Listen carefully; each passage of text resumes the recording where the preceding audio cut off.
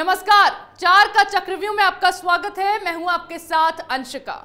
नेता हो या अपराधी, आतंकी हो या जिहादी, कौन किसके चक्रव्यूह में फंसा, इस शो में आपको विस्तार से बताएंगे।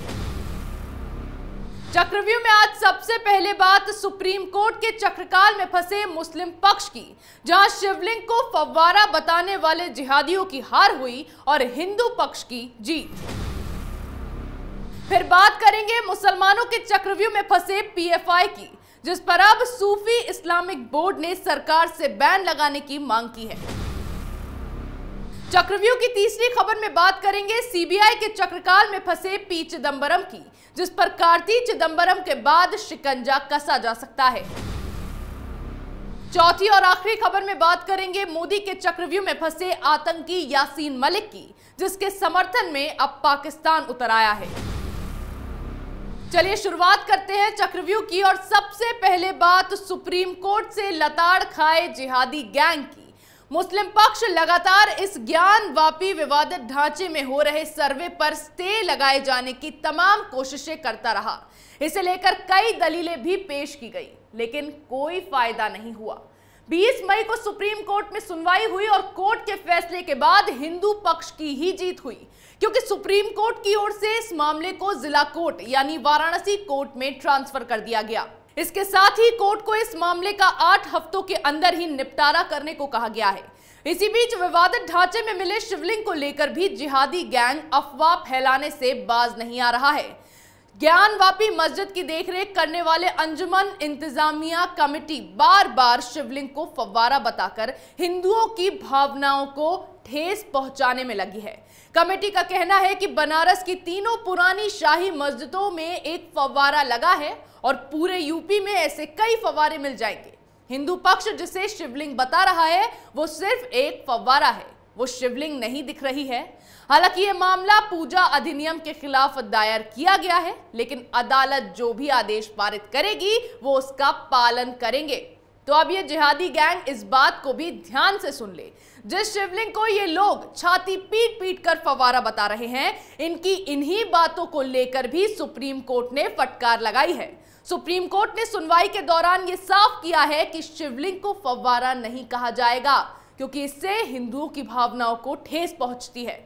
सुप्रीम कोर्ट देश में शांति का माहौल बनाए रखना चाहता है। ऐसे में अब इस मामले को लेकर भले ही जिला कोर्ट को ट्रांसफर कर दिया गया है, लेकिन सर्वे की रिपोर्ट पेश की जा चुकी है, जिसे लेकर लगातार ये दावा किया जा रहा है कि विवादित ढांचे में हिंदू देवी देवताओं के कई चिन्ह समेत मंदिर होने का सबसे बड़ा सबूत शिवलिंग निकलकर सामने आया है। ऐसे में भले ही ये जिहादी गैंग इस विवादित ढांचे को कितना भी मस्जिद कह ले, लेकिन अब कोर्ट के फैसले के बाद जल्द ही ये साबित हो जाएगा कि असल में ज्ञानवापी एक मस्जिद है या फिर मंदिर को तोड़कर यहां मस्जिद बनाई गई है। सुप्रीम कोर्ट में जिहादी गैंग को मुंह की खानी पड़ी, और यहीं अब खुद को मुसलमानों का रहनुमा बताने वाला कट्टर इस्लामिक संगठन पॉपुलर फ्रंट ऑफ इंडिया पर भी अब जल्द ही शाखा हंटर चलने वाला है, क्योंकि पीएफआई की पोल खोलने में जुटे सूफी इस्लामिक बोर्ड ने एक बार फिर से इसे बैन करने की मांग की है। सूफी बोर्ड ने दावा किया है कि कट्टर इस्लामी संगठन पीएफआई आतंकवादी संगठन अल-कायदा से मिला हुआ है और उसी से मिले निर्देशों के आधार पर काम करता है। एक टीवी इंटरव्यू में इस्लामिक बोर्ड के प्रवक्ता कशिश वारसी ने पीएफआई पर भारतीय मुसलमानों को भड़काने का आरोप लगाया है और सनसनीखेज खुलासा करते हुए बताया है कि पीएफआई के अल-कायदा से मिले होने के खुलासे के बाद उन्हें हत्या की धमकी भी मिली है। पीएफआई को कई राष्ट्र विरोधी गतिविधियों में शामिल पाया गया है। अब जब सूफी बोर्ड को अल-कायदा ने हत्या की धमकी दी है, तो यह साबित हो चुका है कि पीएफआई अल-कायदा से जुड़ा हुआ है। इसीलिए सरकार को इस पर प्रतिबंध लगाकर कड़ी कार्रवाई करनी चाहिए। दिसंबर 2020 में भी सूफी इस्लामिक बोर्ड ने पीएफआई के आतंकियों के साथ मिले होने और मुस्लिम युवाओं को जिहाद के लिए कट्टरपंथी बनाने का आरोप लगाया था। यही नहीं, सूफी इस्लामिक बोर्ड ने पीएफआई पर उसकी राजनीतिक शाखा social democratic party of India के जरिए मुस्लिमों को गुमराह करने का आरोप भी लगाया था। बोर्ड ने आरोप लगाया कि पीएफआई संगठन देश में मुस्लिमों को जिहाद के लिए भड़काता है और उन्हें यह विश्वास दिलाता है कि मरने के बाद उन्हें जन्नत में 72 हूरें मिलेंगी। इस्लामिक बोर्ड के इस खुलासे के बाद पीएफआई ने उन्हें नोटिस भी जारी किया था। जवाब में बोर्ड ने दो टूक कहा था कि वो तब तक नहीं रुकेंगे जब तक भारत में पीएफआई पर प्रतिबंध नहीं लगाया जाता, क्योंकि वो भारत के युवाओं को कट्टर बना रहा है। पीएफआई की भूमिका भारत में एक या दो नहीं बल्कि देश का माहौल खराब करने वाले कई मामलों में सामने आ चुकी है। वो 2020 के दिल्ली दंगे हों या फिर हाल में रामनवमी के अवसर पर भड़काई गई सांप्रदायिक हिंसा। ऐसे में अब तक तो पीएफआई पर बैन की मांग हिंदू संगठनों या फिर भारतीय जनता पार्टी की ओर से की जा रही थी, लेकिन अब मुसलमान खुद भी इससे खुद को खतरा महसूस करने लगे हैं। यही वजह है कि अब मुस्लिम संगठनों की ओर से भी इस कट्टर इस्लामिक संगठन को बैन किए जाने की मांग उठने लगी है।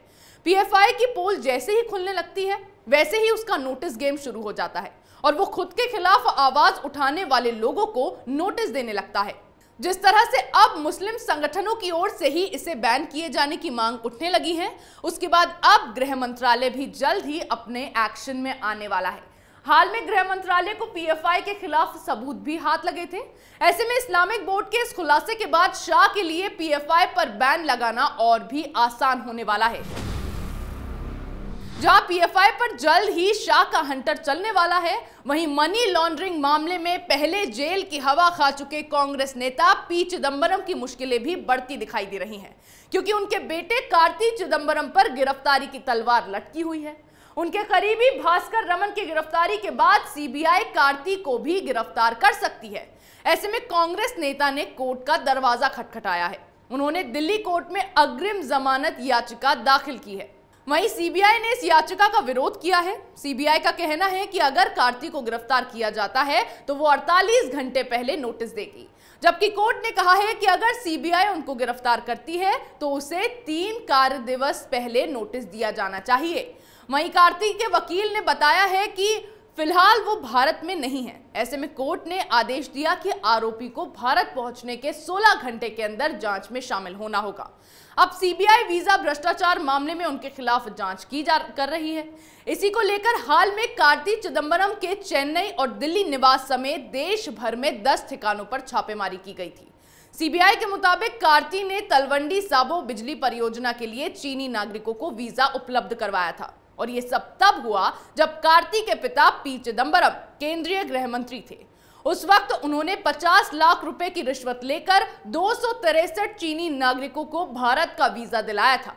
सीबीआई कार्ति चिदंबरम के खिलाफ आईएनएक्स मीडिया मामले की जांच कर रही है, जिसके बाद अब ये मामला भी दर्ज किया गया है। अब इसमें एक सबसे अहम बात यह है कि कार्ति चिदंबरम के बाद सीबीआई ने इस मामले में पी चिदंबरम के ठिकानों पर भी छापेमारी की है, क्योंकि ये बात तो साफ है कि अगर पी चिदंबरम के गृह मंत्री रहते हुए घूस लेकर यह अपराध किया गया है तो जाहिर तौर पर यह काम कार्ति ने अपने पिता की मर्जी के बिना तो किया नहीं होगा।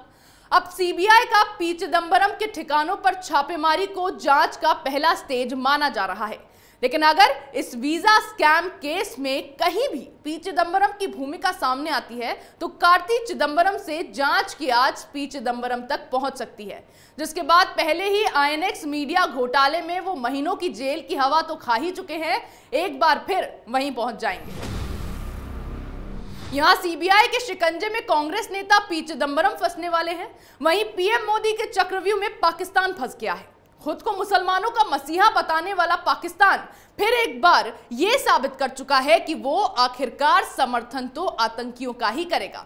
जिस कश्मीर का रोना पाकिस्तान हमेशा से रोता आया है, जिस पर अपना दावा करता आया है, उसी घाटी को सुलगाने वाले आतंकी यासीन मलिक को जब दोषी करार दिया गया तो पाकिस्तान को मिर्ची लगने लगी। आतंकियों का पनाहगार एनआईए कोर्ट फैसले के बाद ना सिर्फ कश्मीरी पंडितों के गुनहगार यासीन मलिक के समर्थन में आया, बल्कि उसने उस पर लगे सभी आरोपों को ही मनगढ़ंत बता दिया। पाकिस्तान हमेशा से ही आतंकियों का पालन पोषण करता आया है, उसी की शय पर आतंकी हमले इतने बढ़ते जा रहे हैं। शर्मनाक बात तो यह है कि जब यासीन मलिक ने खुद अपने गुनाहों को कबूल कर लिया है, ये स्वीकार किया है कि घाटी में हुई आतंकी गतिविधियों में वो शामिल था, फिर उसके बाद भी पाकिस्तान इस तरह की बातें करने में जरा भी नहीं कतराया। आखिर ऐसा होगा भी क्यों नहीं, क्योंकि घाटी में जितनी भी आतंकी गतिविधियां हुई हैं सभी में पाकिस्तानी आतंकियों का हाथ है, और पाकिस्तानी आतंकियों को पनाह पाकिस्तान सरकार ने ही दे रखी है। ऐसे में पाकिस्तान का बोलना तो लाजमी है, लेकिन पाकिस्तान चाहे कितनी भी अफवाहें फैला ले, आतंकी का समर्थन कर ले या फिर इस मामले में भारत को बदनाम कर ले, इस बात को झुटलाया नहीं जा सकता है कि यासीन मलिक एक आतंकी है। वो कश्मीरी हिंदुओं का गुनहगार है।